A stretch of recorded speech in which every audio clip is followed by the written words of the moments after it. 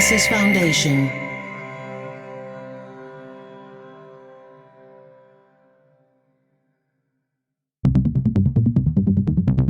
Dublab.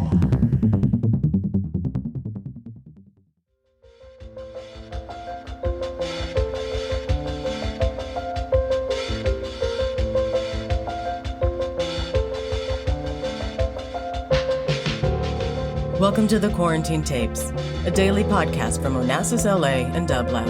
Hosted by Paul Holdengräber, this series chronicles shifting paradigms in the era of social distancing.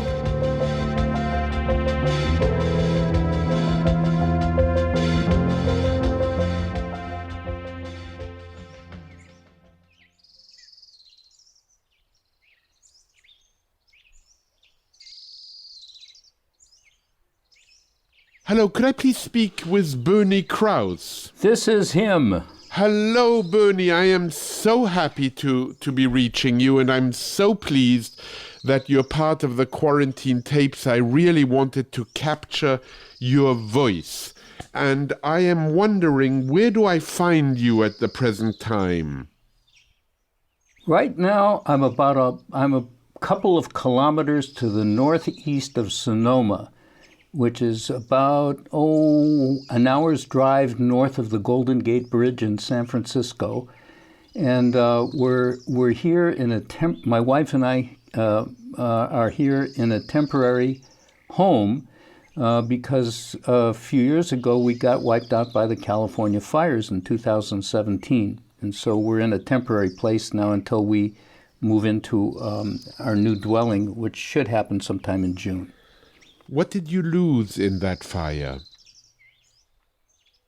Paul, we lost everything. Everything that we had, we lost. We lost our cats. We lost our home. We lost all my journals, my archive, the original recordings in my natural sound archive.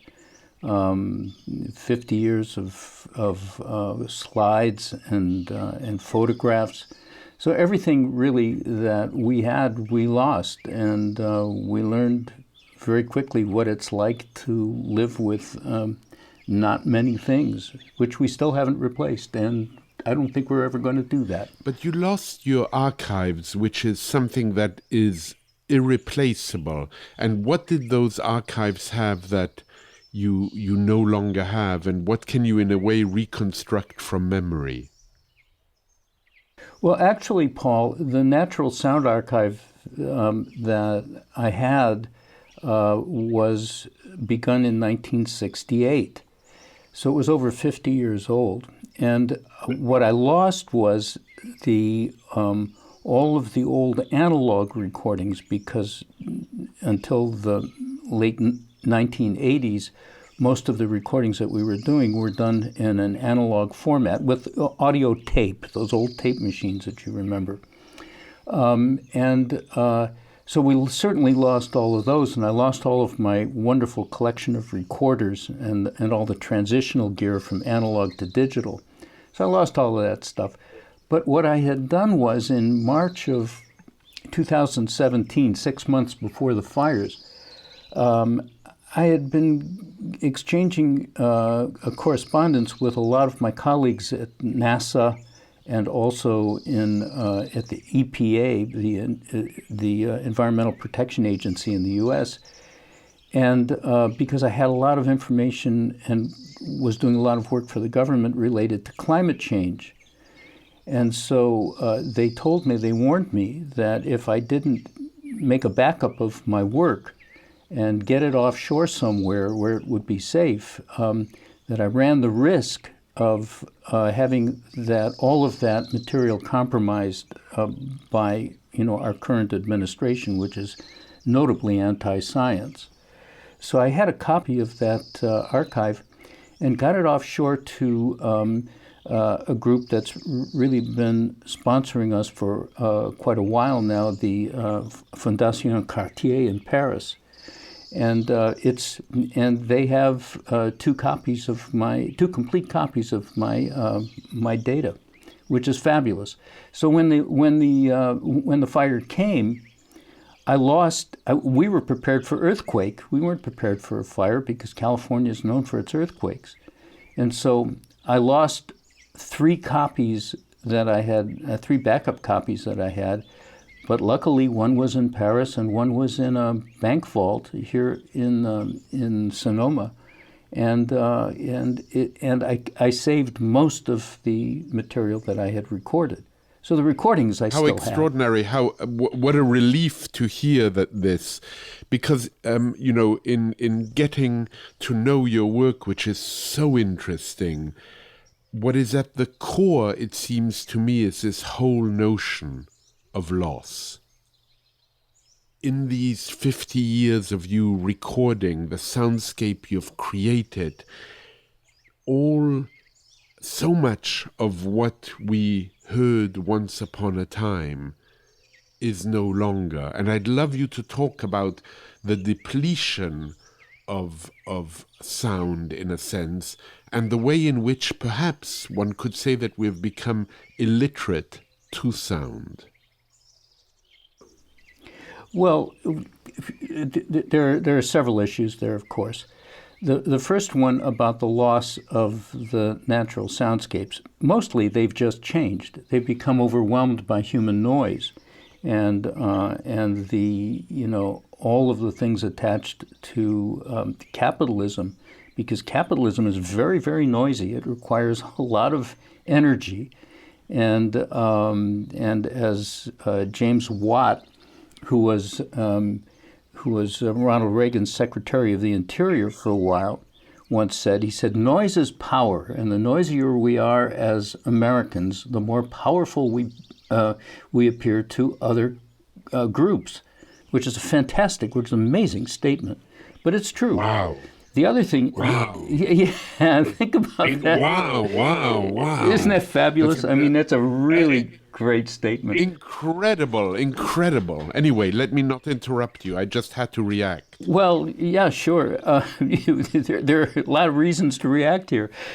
But the other thing is that over 50% in the time that I've been recording, over 50% of the recordings that I have in my archive can no longer be heard in their original form. They are from what I would call extinct habitats, or habitats that are so radically transformed by human endeavor that the sounds can no longer be heard in any of their original form. So it's unrecognizable.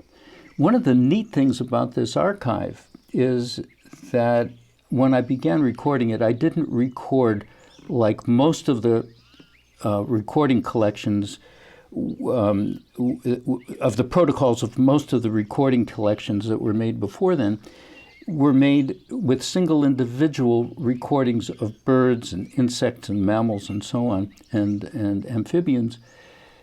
And what these collections did was to take these things out of context. Well, the problem is you can't put them back into a context once they're taken out.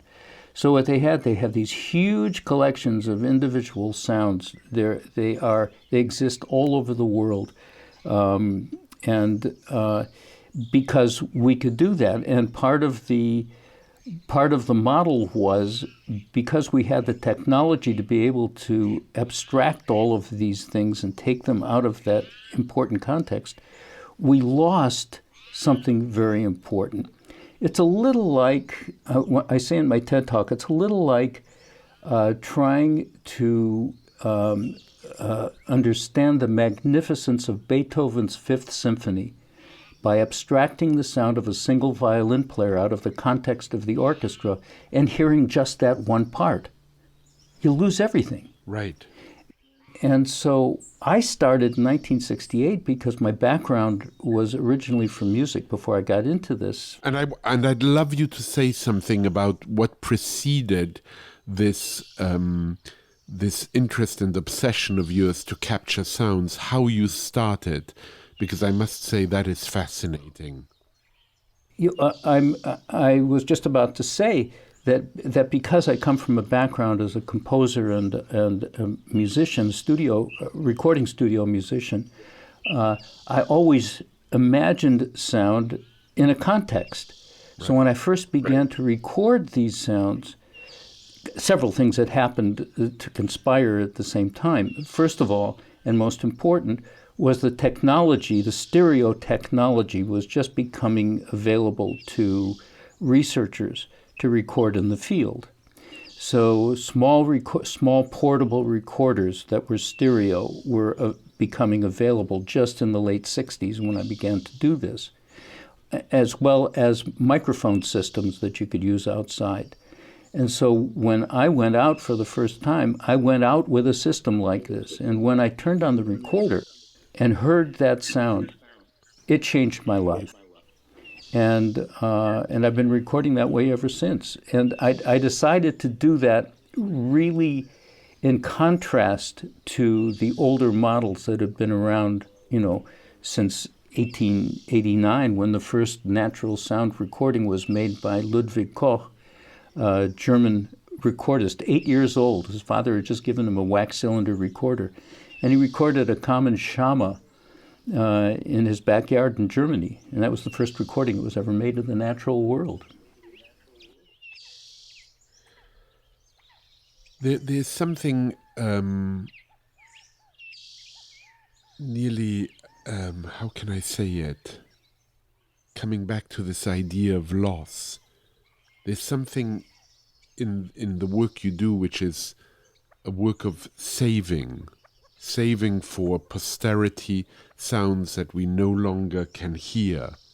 And I'm wondering, with this landscape going silent,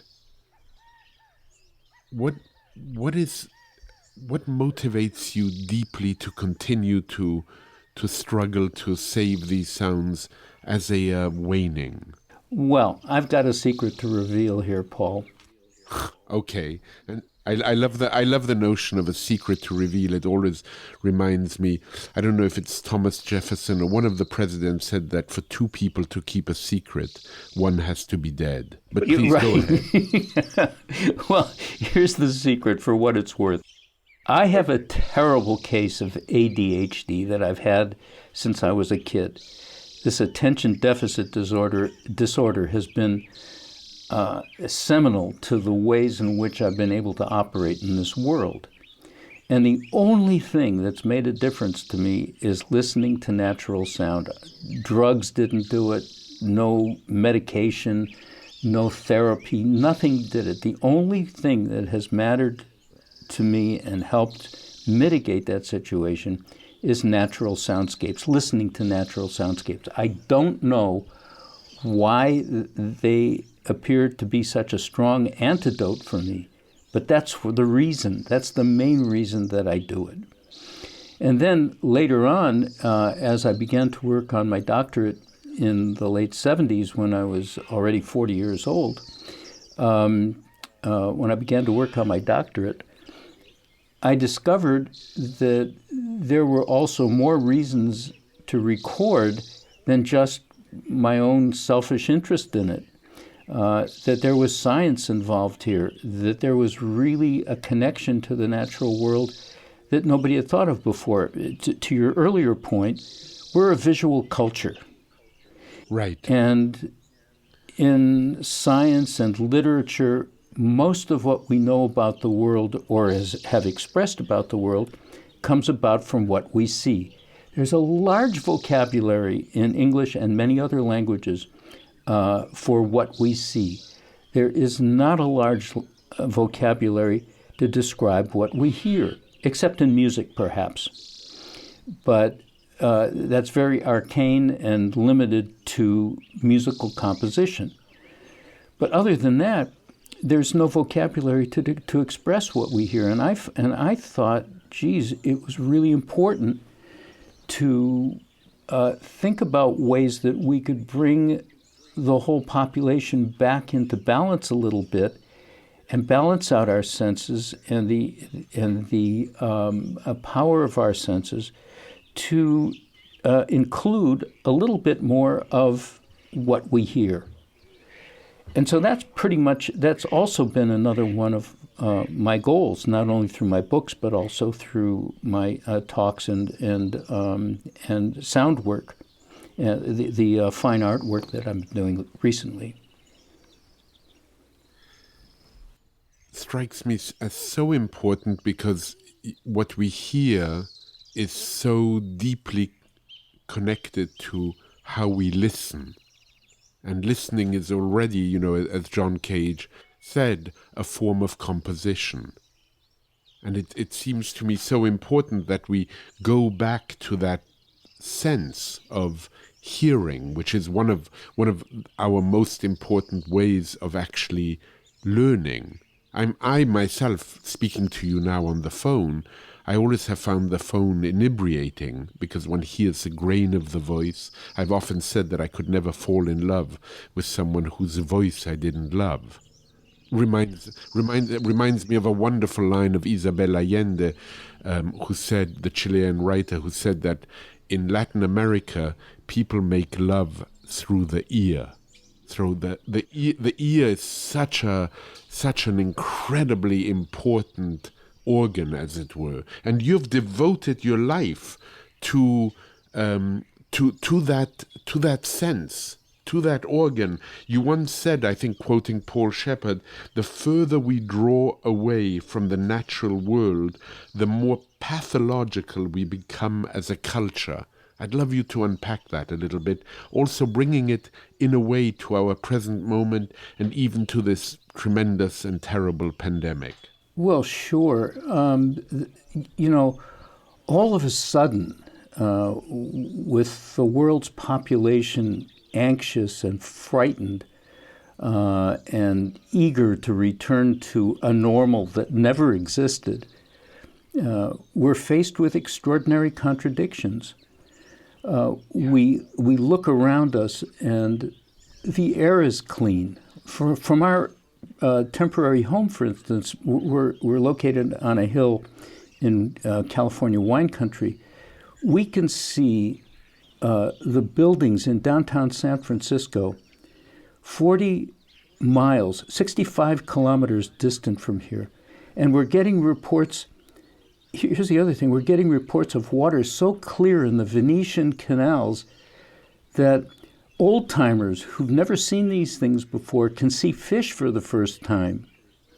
We're getting email from friends living in densely populated cities remarking that they can hear birds for the first time in spring.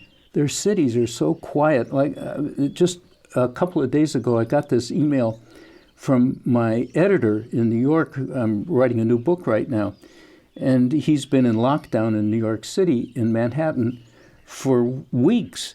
And he said in the morning he takes his coffee out on the one of the balconies of his fire escape outside his bedroom window, and he's heard birds for the first time in his life. He was raised in Manhattan, and for the first time in his life, he's hearing birds sing in spring. Can you imagine that?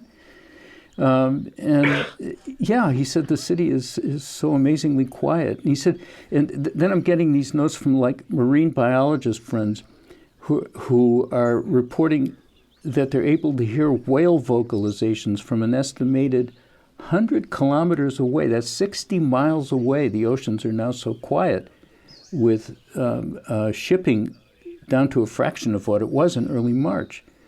Now, what's remarkable about all these reports is that all we had to do was to stop everything, to alter our destructive progression of unending resource consumption on a very finite planet.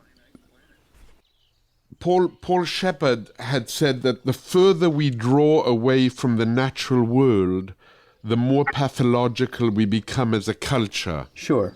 And I'm particularly interested in you're developing this, perhaps also in the context of this pandemic. Well, when I use that statement of Paul Shepard's, I usually say, if you don't believe that, just watch the news, and that's the key. We have to just watch the information that's coming to us through various media and groups that are what's called now influencers. to see how crazy we are, and we're totally nuts. We can't seem to get any sense of what it is to be alive, to be thriving, to be part of a living world, and we just don't get it, and I'm astonished at that. It's like Pico Iyer. You were interviewing Pico Iyer a while ago. He's a big hero. And he says, it's not what we hear on the news. He said, because that's mostly noise, and he never watches more than 5 minutes of it in any given day. Or less. Yeah, he said, but it's what we do with that information that matters. In response, we need to ask ourselves a kind of internal dialogue to recalibrate. How are we acting with regard to the health of the planet, or our community, or our family, or our neighbors and loved ones? And these are the key issues that we need to pay some attention to. One of the students you had in your early days who you admired so much was Frank Zappa. And I've always been taken by one comment of his where he says, a mind is like a parachute. It doesn't work if it is not open. And to my mind, that is really important in terms of our mind not only being open, but us also being open to the sounds of this world. And you were saying a little bit earlier that what this pandemic, not to say the silver lining of this pandemic, but this pandemic has shown us, perhaps, if we care to look and if we care to listen, that there is another way for us to live. There are other priorities we can have. And I'm wondering, if you were to believe that there is some hope, what would the hope look like after this pandemic is over, as it were? Well, I'm hopeful that, in kind of a nebulous way, that we can begin to understand how important and how extraordinary the life of the natural world is, and how important it is for us to recognize that. So I'm hopeful about that. And when I get up in the morning, that's the thing that kind of powers my day. But then, I began to look at my archive. I began to take a look around and see the ways in which I'm writing and feeling right now, particularly with this pandemic. And I got to tell you, Paul, I'm not terribly optimistic. And yet, the other side of that is, and then I'm smacked in the face listening to Greta Thunberg and her enthusiasm and extraordinary, drive to make the case for our survival. And I think to myself, okay, but maybe I'm optimistic again. Maybe I can, reach deep down and get some more enthusiasm going here. And I keep changing all the time, but then that's that's the position where I'm at 81 years old. And let me tell you, when you reach a certain age or certain ages of your life, your perspective changes depending on how you feel and how you're seeing things and how you're comparing all the information that you have and all the life that's gone by with other times and other sensibilities, because our sensibilities change. Our sensibilities change, and what is also interesting is, at this moment, as you said, we're beginning, your friend in New York, or you yourself quite a few miles away from San Francisco. You can see San Francisco. You can see things that one couldn't see before this pandemic. So there is this recurring idea that perhaps we can be a little bit more mindful of not destroying this planet, and perhaps there is a way in which this is showing us a way of living that might be different. And there's this wonderful line in The Storyteller, an extraordinary essay by Walter Benjamin, where he says it is possible to see a new beauty in what is vanishing. And in a way, what is extraordinary in this moment is that what seemed to have vanished is reappearing, Bernie. Yeah. Well, it's reappearing in one sense, Paul, but it's also calling to our attention at the same time. And these are things we have to look at and we have to pay some attention to. And it is that, since 1970, 3 billion birds in North America have disappeared. In terms of populations and migration and the rest of the important issues that are signals to us about what's happening in our environment. In Germany, 70% of the insects have gone. We're looking at honeybees in decline all over the place. These things we have to pay some attention to as well. Yes, what's happening now with this virus is people have had to slow down, and they don't have anything else to look at much except the outside world, because they're looking out their windows and they're opening up their windows and they're listening to the world in a way that they never did before. Viruses don't understand borders. Neither does climate. And every action we take, every decision we make is a piece of fabric that links to all other parts of a larger system.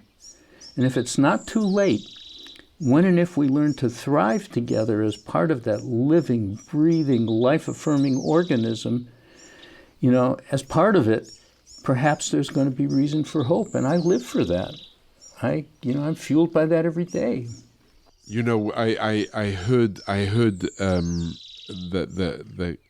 with what great care you expressed this, that using the word perhaps, and there's a statement of yours in closing that I'd like you to comment on. It haunts me. You said, no matter how one tries to twist the meaning conveyed through natural soundscapes, and in particular the biophonies, they will nearly always express answers that approach a level of Socratic truths, whether we want to hear it or not.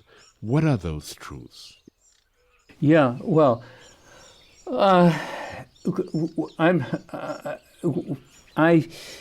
what I'm concerned about when I was talking about, I was actually comparing with a colleague some notes, and my colleague was saying, I'm very Platonic about this, and I believe in truths and solid truths, and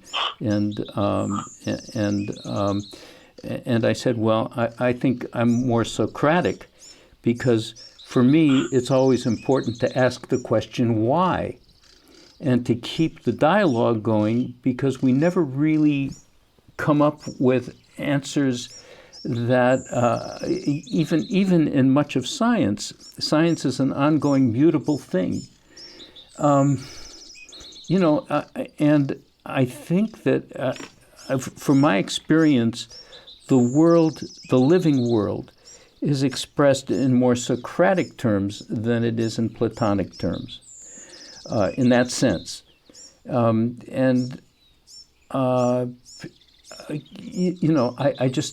I can't recall exactly the moment that we had that discussion or that caused me to write that, but that's really kind of the sensibility that I was thinking about at that particular moment. And we better ask those questions now. As you said, we need to be mindful. Oh yeah. We need to be mindful. Yeah. We need to, to come back to the Zappa line. We need to be that parachute. The other thing is that the world that we've created is a world designed to accept only answers to questions that we raise. And we turn to religion because religion has answers.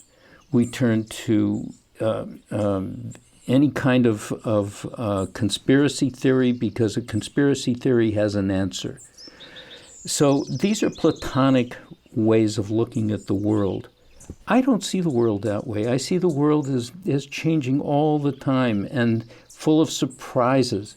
It challenges us because our human mind, on the one hand, wants those answers and wants to know the truths of the universe, but we're not going to ever get those. One of the other things that Paul Shepard said was that we'll never understand the natural world as it is because we're not meant to do that. Right. And to remain and to live the questions rather than seek the definite answers.